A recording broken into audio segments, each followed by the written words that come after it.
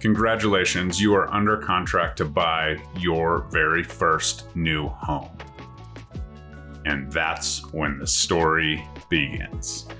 As we know, there's so many emotions that go into buying a home, ups and downs. And today we're going to talk a little bit about the one emotion that kind of hits people like a ton of bricks that they're least expecting it.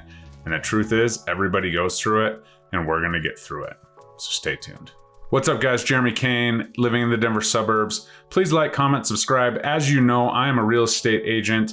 This is not my day job. I just love providing valuable, real estate tips and kind of real estate topics, as well as all things Denver and the suburbs as a Denver native. But I am a real estate agent, so please give me a call anytime, text, email, all the socials in the description below. But let's get into this one, as I just had a client today that kind of went on this emotional roller coaster with me. And buyer's remorse is what we're talking about here. So let's get into it. And first of all, let's just stop, take a deep breath, and embrace the fact that we are making a decision to build wealth through real estate once we're under contract. And that feeling of buyer's remorse, it comes even if it's not your first time buying a home. And it's something that we just have to embrace the highs and the lows. Just 24 hours, 48 hours ago, we were in the home, super excited, had a perfect yard for our dog, had all new appliances, had all the perfect gray paint you ever wanted, in the perfect location, closest to your favorite coffee shop, all the things. And then all of a sudden, we get hit with that dose of reality, which is talking about the numbers. Yes, you have to pay for that investment, and this is where buyer's remorse usually sets in. When we're looking at these numbers, we're looking at the amount that we're borrowing. In the Denver metro area, sometimes it's close to $500,000 or more, and that's a huge note to sign. A 30-year commitment. To be frank here, most marriages don't last 30 years. So to sign a 30-year commitment to pay back a note is absolutely something that is real. So as we kind of dive into it, we have to take the emotions and consider them, do not ignore them, but we also have to bring logic into it before we make any rash decisions and terminate contracts and, rent for another year or two or whatever. And so let's talk about it. Buyer's remorse, what is that feeling? And the most common, description of it I get is it doesn't feel right. It's a feeling in my gut. Right? So that buyer's remorse must be right there in your gut. But it's that feeling of, okay, like this isn't going to work. All of a sudden the yard's not good enough. The appliances aren't new enough. The, shade of gray is off or whatever. And we find all these little things. The neighborhood isn't as good as the neighborhood we're renting in, so we're just going to back off and think about this. And so all of that could be legitimate, and I'm not here to convince anyone to buy or sell a home. I always say that I've never sold a home as a real estate agent. I just find homes and help people build wealth through real estate that are used as tools or vehicles to the client's success. But anyways, as we get into it, we have that feeling. So if you've ever had that feeling, whether it's a car or something like that, hit like, smash that like button, help me out with a little engagement here.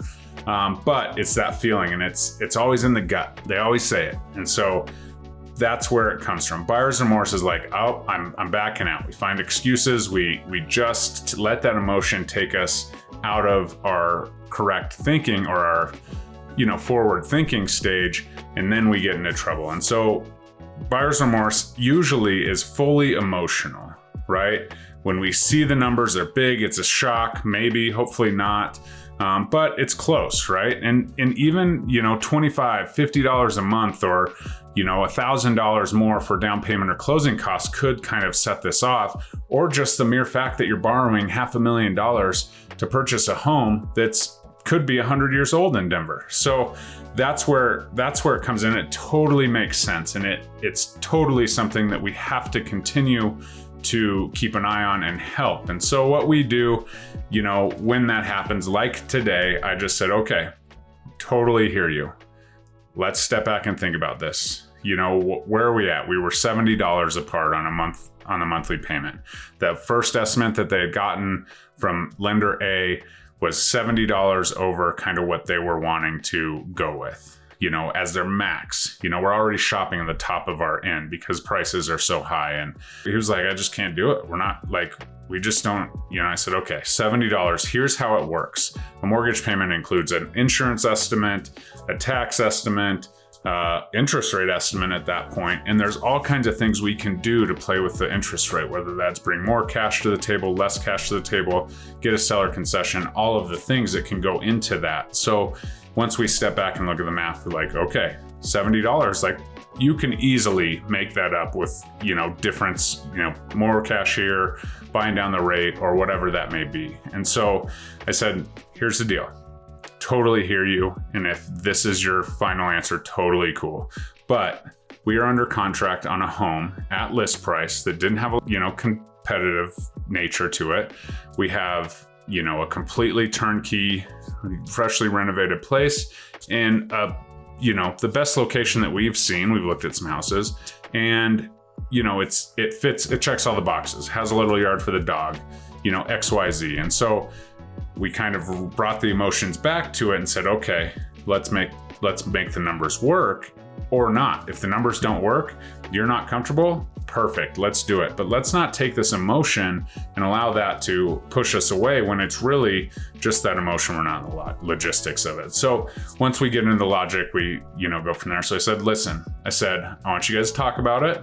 It's a couple that's purchasing the house. I also want you to talk to the lenders that you've already initiated, lender A, lender B, and just look at it and see where we can get to. Give them the number that you have to be at, $70 less than the estimate, and see what it looks like. And then we can make that decision because, as they went down the rabbit hole a little bit, they said, well, the neighborhood, right? The neighborhood is not what it was. Like, it's not where we live now. The neighborhood we live now is perfect. It's ideal. It's our dream, And I said, well, if you decide to rent for another year, you're never going to save your way into that neighborhood. It's not possible because homes will appreciate on average 60 or 6%.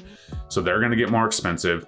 Interest rates may come down a little bit, but in our current market with 65% of the buyers waiting on the sideline for those rates to drop, what's going to happen when those rates drop? Then there's going to be a flood to the market and those prices aren't just going to go up a little bit. They're going to go up a lot bit. The interest rates are never going to get to where they were, 3 years ago, which is what we got used to and what people were, kind of hoping for. So the truth is, to buy a home in your dream neighborhood, you probably have to move out of it, buy a home for a short amount of time, let that equity build, and at least put yourself in a position to have somewhat of an affordable mortgage payment as you move up into that dream house, into that dream neighborhood. And so that, I think, was a really key point, because if you step back from it and you say, well, I'm saving $1,000 for rent, right? My mortgage payment's gonna be $3,000, my rent's $2,000. Okay, that's great, but your landlord is gaining from the appreciation that you're paying in rent. You're buying their principal down, the house is appreciating, that's for the landlord. So when you're a homeowner, you have all the tax benefits, you have all of the pay down, you have all of the appreciation that goes for you. And all of a sudden, it's a lot more expensive to rent than buy because you don't own that asset. And so we went through that, made it logical. I said, talk amongst yourselves, talk to lenders, and let me know. So they did, they talked to lenders. He called me, it was like a whole knot got untied in his stomach today. And he goes, I feel a lot better. It makes a lot of sense. We got the rate to where we want it. We have a little extra cash, so we're going to use that. The payment is really what we're focusing on, and we're comfortable here. We're ready to go. We're moving forward. And so it's just that piece. And sometimes people are extremely emotional about it. They're like, no way, we can't do that. And sometimes it works. So my point is, ask an expert, ask somebody who knows what that goes into that monthly payment, and really, think about it. And then think about the investment. Think about the steps towards building wealth.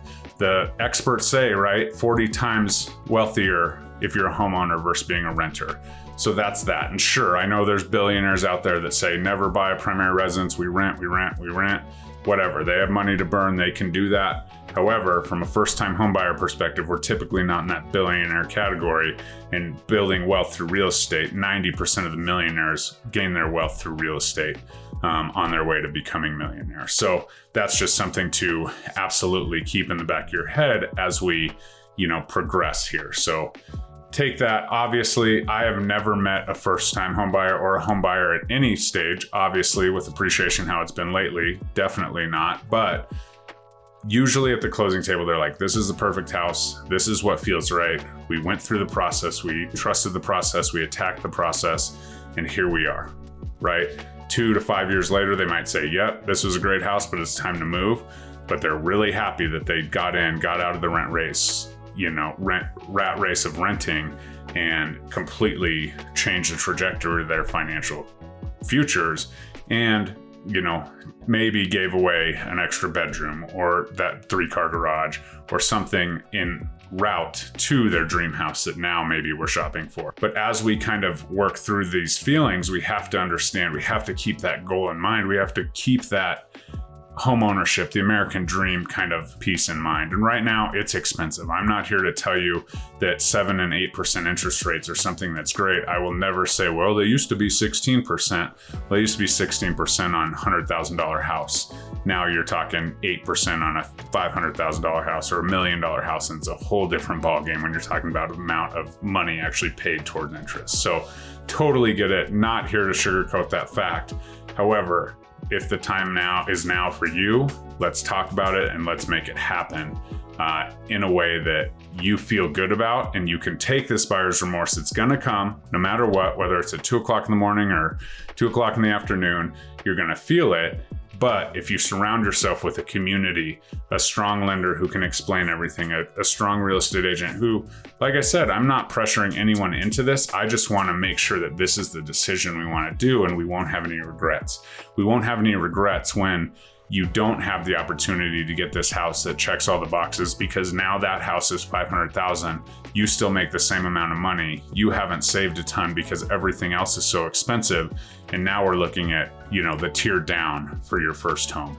And you've already missed out on some of that appreciation that's happened because this house went from 450 to 500 or whatever it is. So surround yourself with a community. Make sure you have a good real estate agent who you can trust and talk you through these things, give you the facts so that you can make those decisions and not push. Because my relationship with you is more important for the rest our lifetimes versus the next 6 months and getting that commission check. The lenders that I work with are absolutely top notch. They're going to explain. They're also going to be problem solvers who will get you every possible solution and allow you to make that decision. And then at the end of the day, you need good inspectors, contractors, all the things surrounded you, which is my forte. I love networking with my industry professionals. Shout out to you guys out there for always taking great care of my clients. But as always, buyer's remorse is something that's gonna tick in, and we just have to talk through it. 99% of the problems we come across in life can just be resolved if we step back, take a deep breath, get all the facts, and then attack the problem versus making a quick, decision, knee-jerk reaction. And usually it turns out a lot better when we're able to remove ourselves from the emotion, no matter what it is, buying a house, buying a car, fighting with our girlfriend, whatever that may be. If you liked what you hear today, please subscribe to the channel. Always here dropping little stories and knowledge from my experiences in real estate and helping all of you build wealth through real estate. So Jeremy Kane, eXp Realty, like, comment, subscribe. We'll catch you on the next one. Bye-bye.